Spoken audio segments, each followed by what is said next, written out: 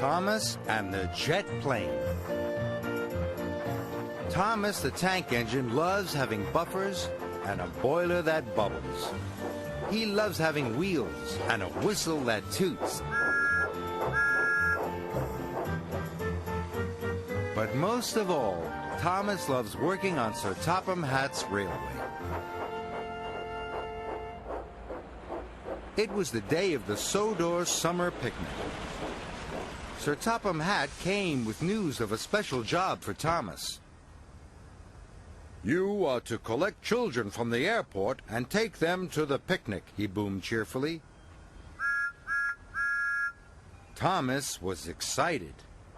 He set off right away. The airport was new, and all the engines wanted to go there. Soon, Thomas arrived at the airport.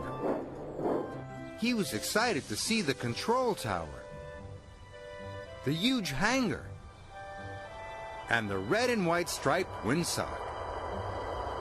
Then he heard a loud noise in the sky. A jet plane was coming in to land.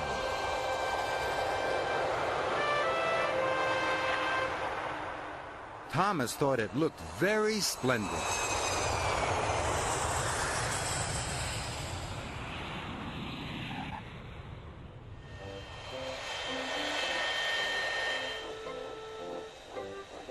Thomas chuffed over to the hangar.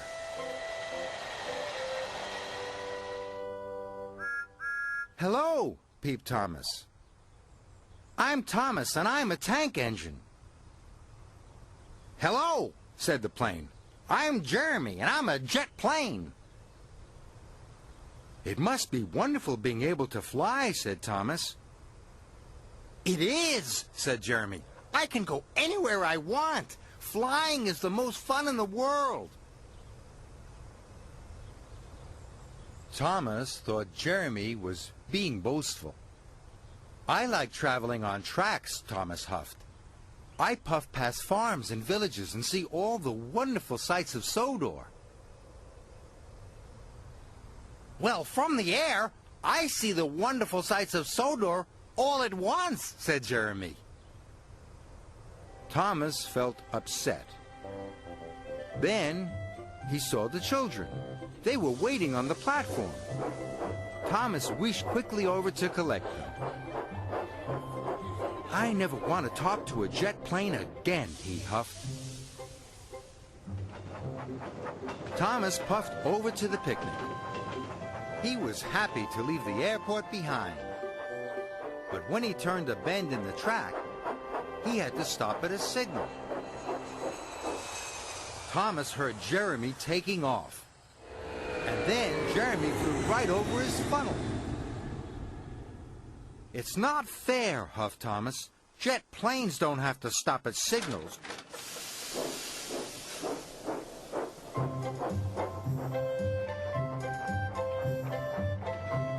Thomas puffed past the windmill. But Thomas could still see Jeremy. He was now high in the sky.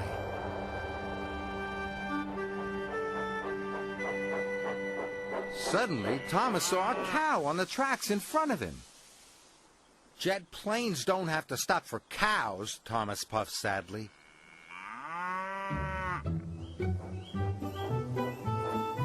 Thomas arrived at the picnic. The blankets were laid out, and everyone was having a wonderful time. But Percy thought Thomas looked sad. "Jet planes can go wherever they like. I wish I were a jet plane," chuffed Thomas. "But engines can pull passenger cars and take children to picnics," peeped Percy. "Engines are really useful." But Thomas wasn't sure. Jeremy was jetting to the mainland, but dark rain clouds were gathering.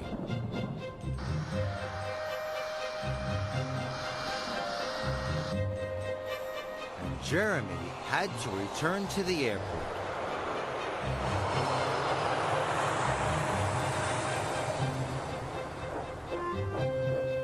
Thomas was passing the airport as Jeremy came into land. Thomas didn't want to talk to him, but Jeremy called out, Thomas, a summer storm is on its way. The children's picnic will be ruined. Cinders and ashes, gasped Thomas. I must tell Sir Topham Hatt.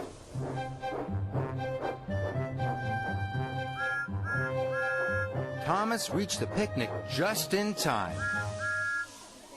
Quick, tooted Thomas. There's a big storm coming. The picnic will be washed away.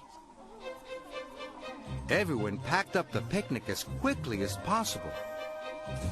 And then they boarded Annie and Clarabelle. The children were sad the picnic was over. Then another idea flew into Thomas's funnel. He puffed quickly back to the airport. This time Thomas wanted to talk to Jeremy. Please, can the children have their picnic in your hangar? He asked. Of course, said Jeremy. What a splendid idea. Thomas was very happy. Soon all the children were having a wonderful time, and so was Sir Topham Hatt. Well done, Thomas and Jeremy, he boomed. Together you have saved the picnic. You are both really useful. Jeremy was happy to have helped, and Thomas had never felt prouder to be a steam engine.